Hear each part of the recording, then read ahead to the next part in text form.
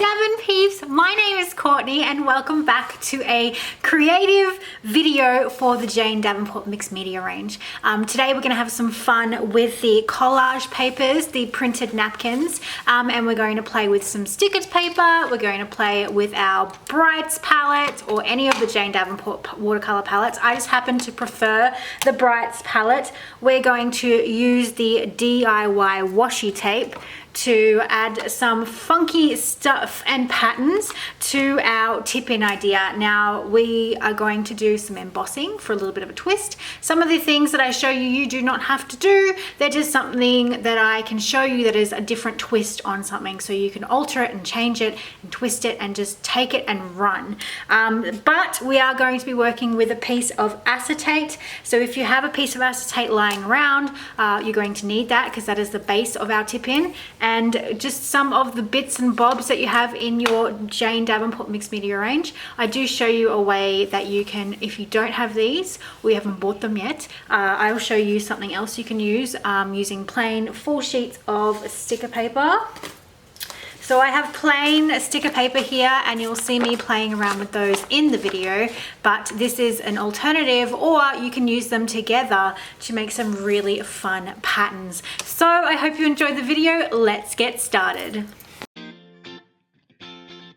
So I have grabbed my Brights palette, which is by far my favorite palette because I am a very big fan of color, and I am layering down colors onto that sticker paper.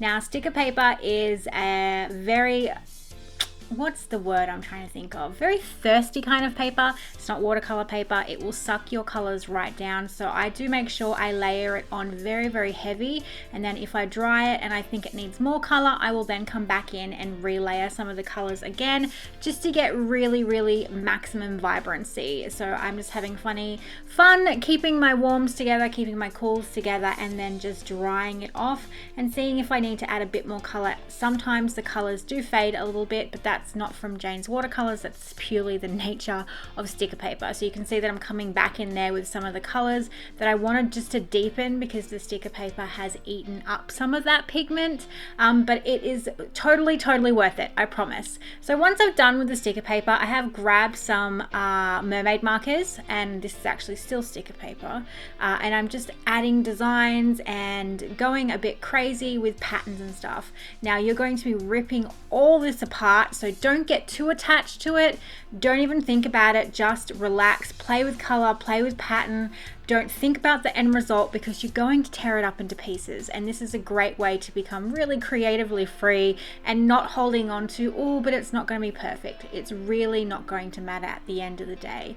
Another thing I really like doing is grabbing tissue paper, because tissue paper is a great layering tool, and I really do love playing with tissue paper with the mermaid markers as well.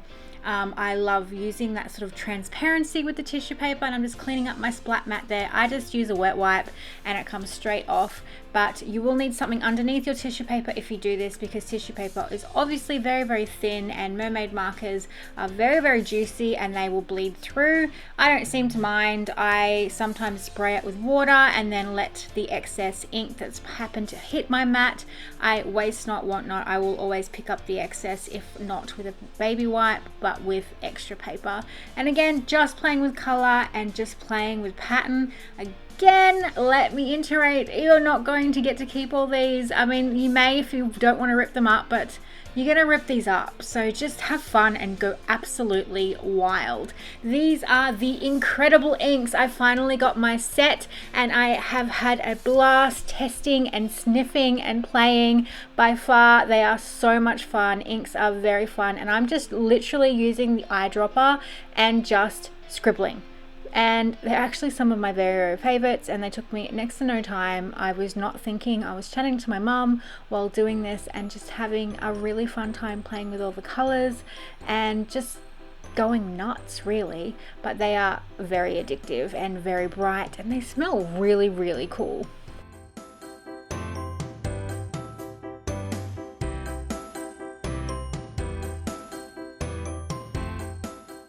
You can also get out your paintbrush. These came with the paint sets. The acrylic paint sets came with stencils and a paintbrush, and I have all of them obviously, and they work really, really well with your incredible inks. Also, the mermaid tails paintbrushes are fabulous as well.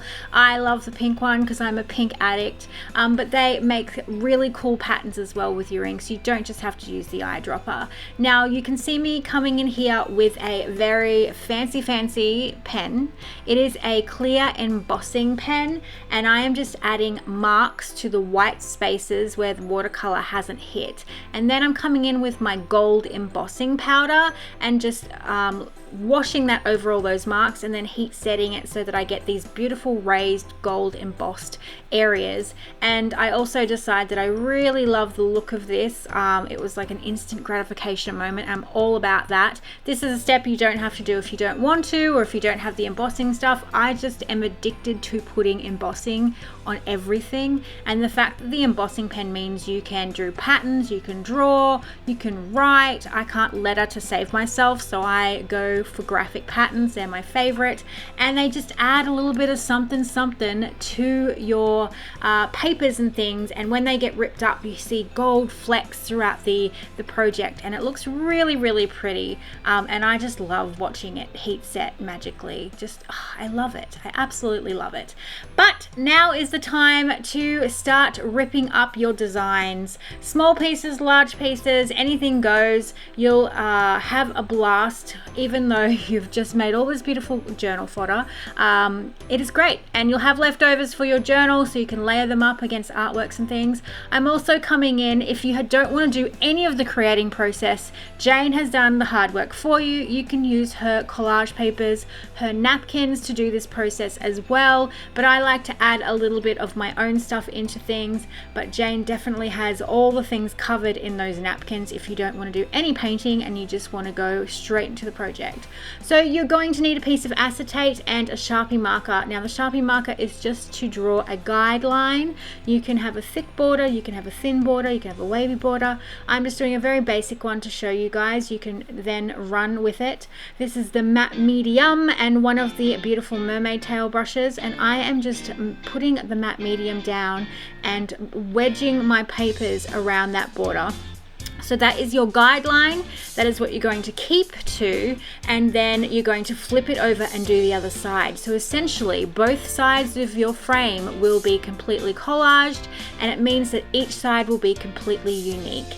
And because it is see-through, you can have it tipped into your journal and framing something in your journal, while both pages, both sides will be completely different, because you're going to have a great time collaging both sides, I promise. I'm also using some of the DIY tape that I made in a video for you guys, showing you how you can just make your own washi tape with Jane's DIY tapes.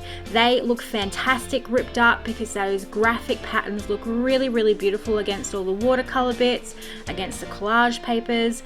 Just have fun, but keep to that black line, because you're going to be wanting to have some of your pages show through that little peekaboo window that you're creating, and it just makes it a hell of a lot easier for you guys to have fun and know that your borders are going to stay within that area. Some of the incredible inks will move with the matte medium, but that gives a really lovely sort of watercolor effect. I liked the look of the inks moving a little bit. They are not water resistant, but they do have quite a bit of staying power that only move just a little bit. But like I said, I really liked how that happened because it helped unify things. It tinted some of the other papers. I really, really liked how it looked. And this is a really nice project that you can sit down and do in front of the TV at your coffee table. I love collage. It's very, very relaxing, and you can get really creative. You can add some of the drawn elements that Jane's got with her eyes and things, or you can just do patterns. It really is endless. You can do words. Like, this project has many, many possibilities. It's like a choose your own adventure mixed media project.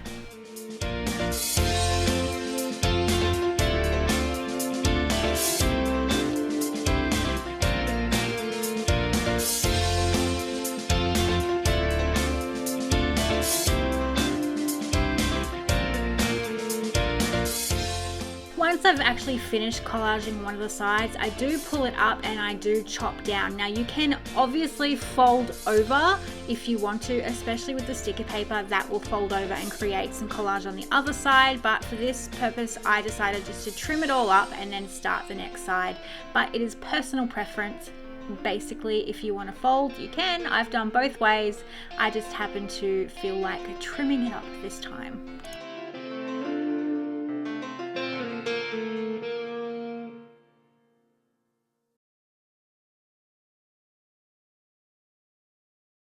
I hope you enjoyed that video on showing you a really funky take on a clear tip-in. I've used this technique before in my journal, and I love how bright and fun it looks within my journal. Definitely one of my fave things, and why I decided to make them again for you guys. But definitely the Jane ones are just so fun, especially with the printed napkins with the elements on there that I would not have done, like the faces and the eyes and stuff. They're a really fun addition to my journal, and I really adore how small and dinky these ones are. Now, like I said in the voiceover, I made these ones to fit over sprocket prints because I have lots of sprocket prints. It's the way that I normally journal my photos lately, is with the HP Sprocket. So I decided to make little bitty ones to fit those types of things. You may recognize this one from a blog post that I did recently on funky tip-ins. Tip-ins is where I like to live. I like to get really creative with my tip-ins because they're a great way to showcase like photographs and things. So I would normally put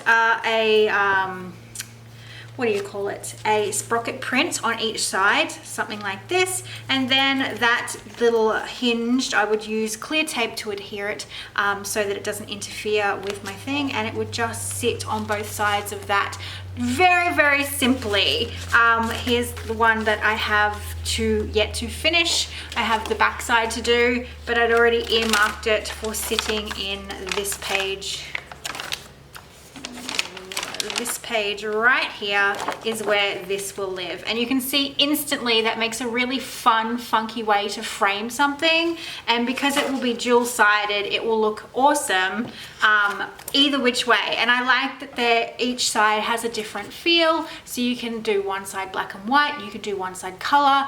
It is absolutely endless, the possibilities. You can do them all monochromatic, you can do certain ones if you know how your spread's gonna look, or you know what colors you're gonna use, you can make one based on that. But I really like the haphazard patchwork look, so I kind of just make them and then they will show me which way they look best. So even though I love the purples on this one, it's the brighter, warmer colors that suit this better because of my hair, because of the lighting, all that sort of thing. But they are really fun and super simple way to sort of add a little bit of interactivity to your journals, and definitely something you could also put in your planner as a dashboard.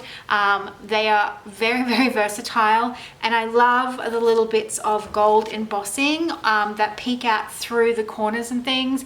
That's just something that I wanted to do to have a play with. Obviously, like I said, not something you have to do. It was just a way for me to show you different ways in which you can get texture and layers into your little peekaboo tip-in.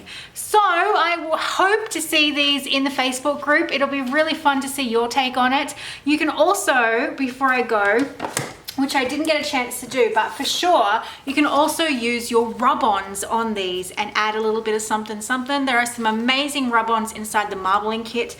By far, some of my fave that Jane has done, and I will definitely be rubbing some of these gold ones. I've been hoarding this leaf so badly, but maybe I will pop it onto my little clear tip-in, who knows, but that is something else you can do to add a little bit of funk and difference to your tip-in pages. But that is all from me. I cannot wait to see how you guys take this idea and run with it. It is one of my favorite things to do, and I know that Jane gets a lot of giddiness out of seeing her supplies used in different ways and shapes. So I hope you have a wonderful day creating these, and I'll talk to you guys very soon.